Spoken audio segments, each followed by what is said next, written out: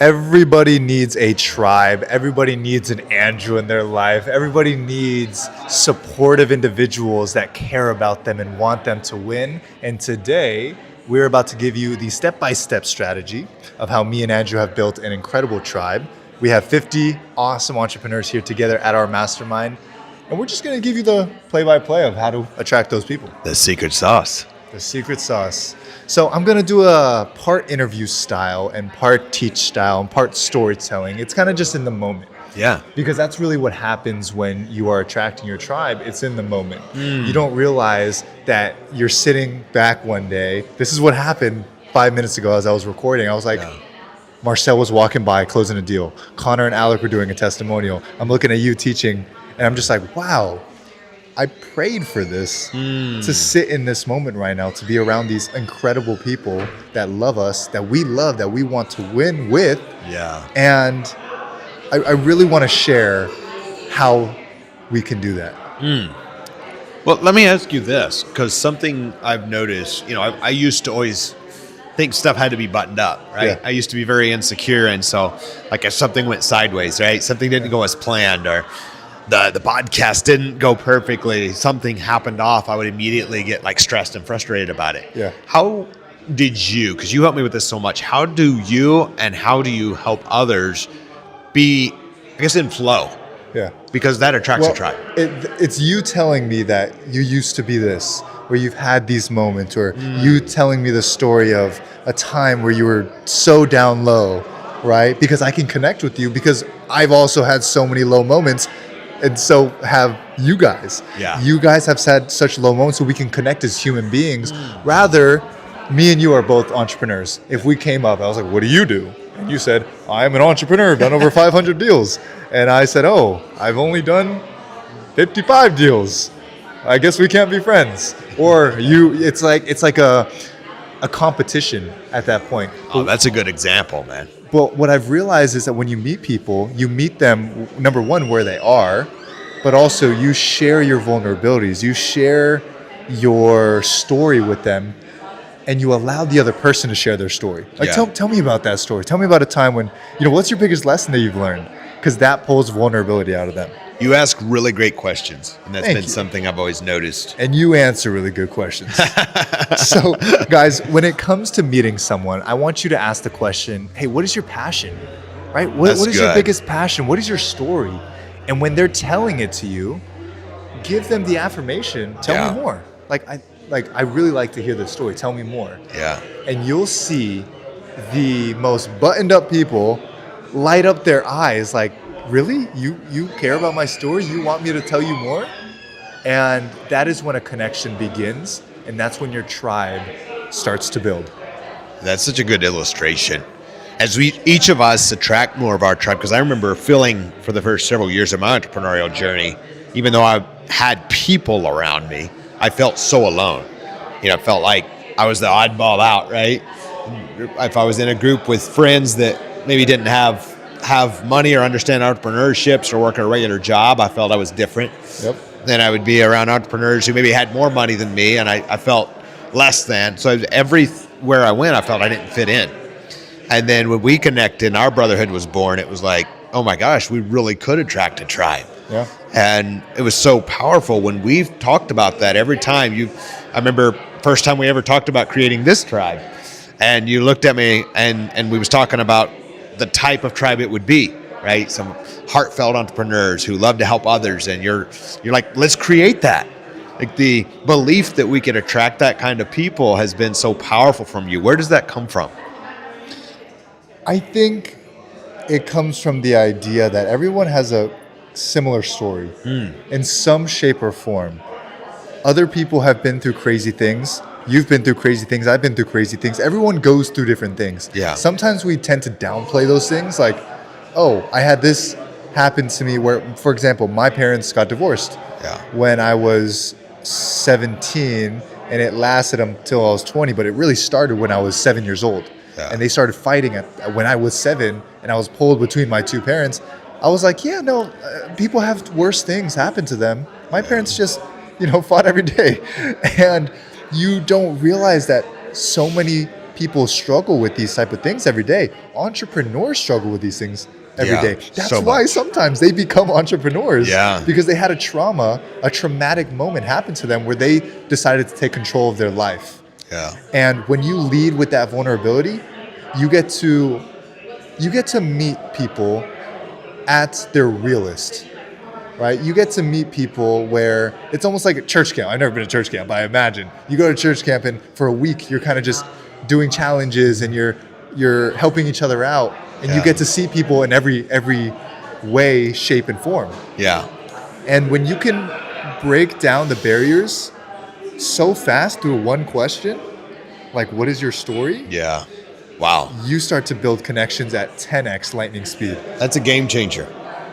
That's something, as we start to attract our tribe, something that you helped me understand was being confident and secure, knowing your superpower, knowing our value, the reminder to know who we are as King's kids. Yep. Because sometimes I would meet great people, but because I used to be insecure and I didn't feel worthy to be there, then I wouldn't say maybe repel those people, but I would put up a wall between us because self-sabotage every single time. Yep.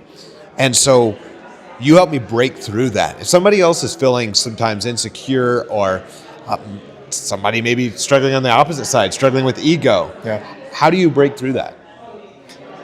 My mom always told me, see everyone at the same eye level. Never see someone above you, never see someone below you. Everyone's human. Everyone has 2 eyes, 2 ears. Some people have, one ear. It's fine. They can still hear you.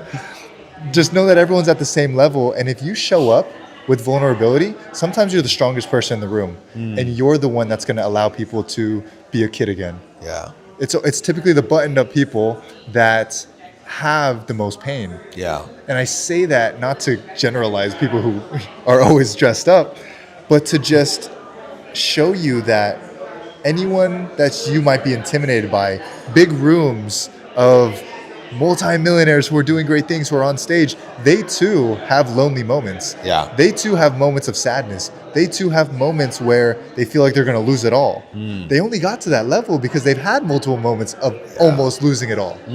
Relate with them in that time, right? I before I made a lot of money, was able to relate with people with my divorce or my parents' divorce. And people who had made hundreds of millions of dollars related with me.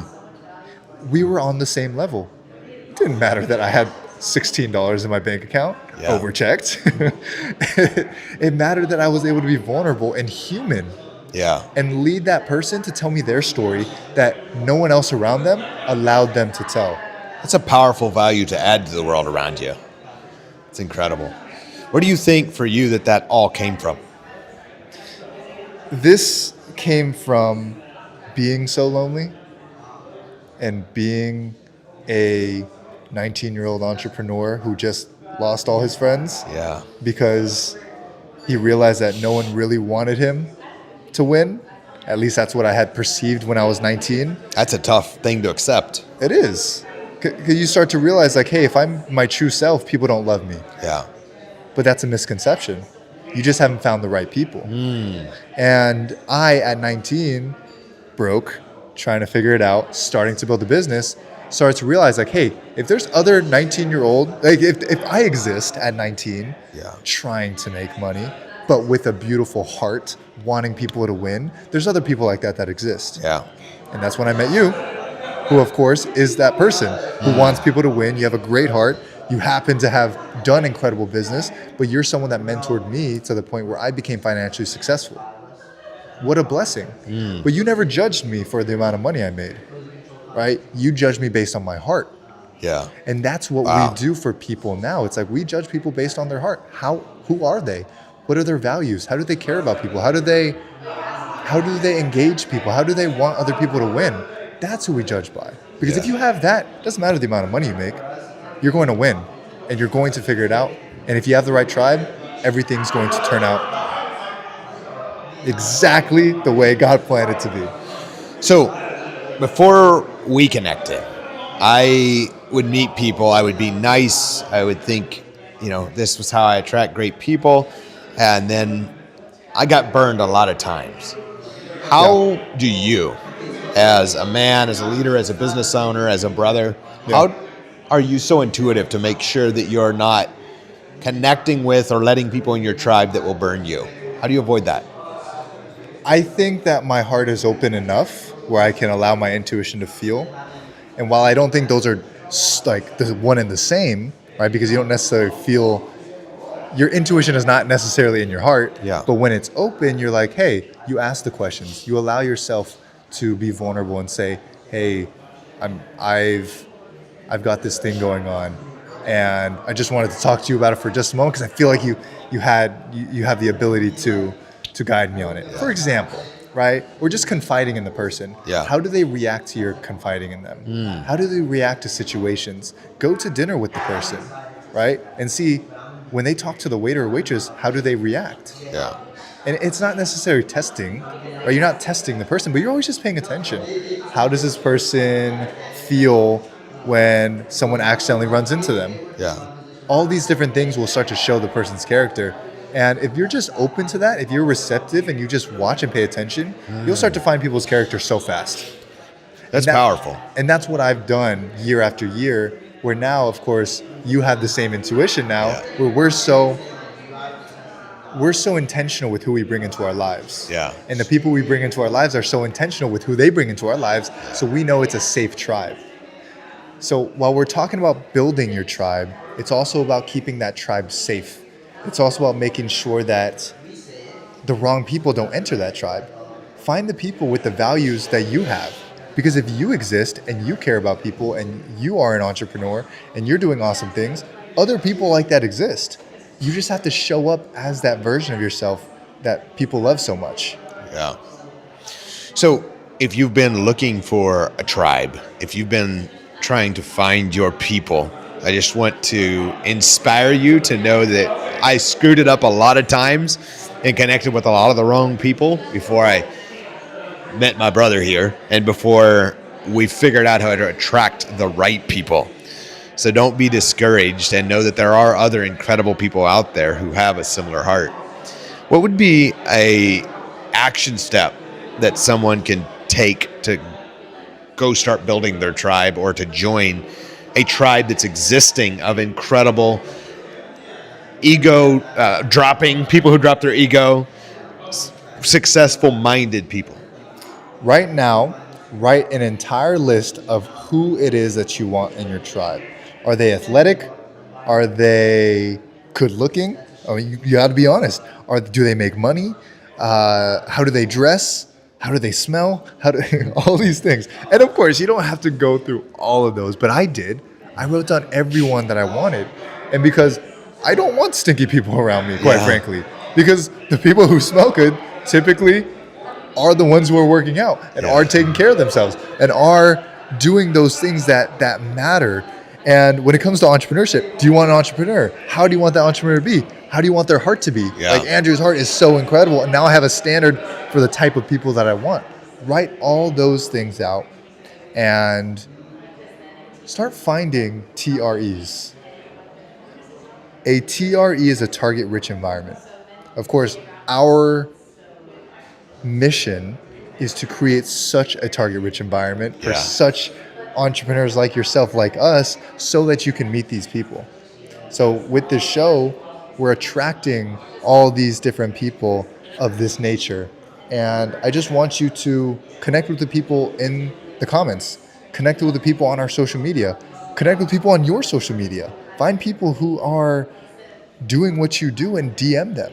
DM one person who aligns with those values that you listed out today, and just watch what happens to your tribe a week from now, 3 months from now, and a year from now. It's a powerful example. We should get some of our tribe to show up on the show with us from time to time. I think we should. The show is evolving, guys. We are so ecstatic about it. And you know you're an entrepreneur who does great things. You know you have a beautiful heart. That's who we always hope to attract. And we're going to bring a lot more of those people on here. And we want to potentially bring you on this show as well. Yeah. So make sure to continue watching as we present different opportunities to come to one of our retreats, come to one of our events, or even hop on this show with us. Absolutely. Thank you for being here. Thank you for being in the early stages of this show. We're excited for what's to come. We'll see you on the next one. Cheers, everybody.